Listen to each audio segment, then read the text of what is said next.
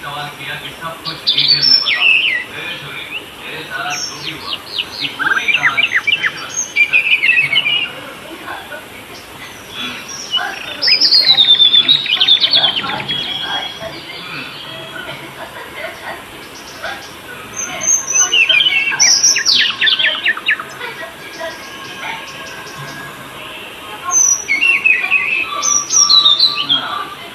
Hello, क्या पूरी का पता नहीं।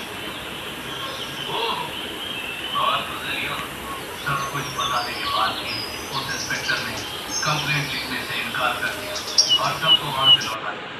फिर जब दूसरे दिन वो वहां गए तो फिर से वही सवाल किया कि सब कुछ डिटेल में बताओ।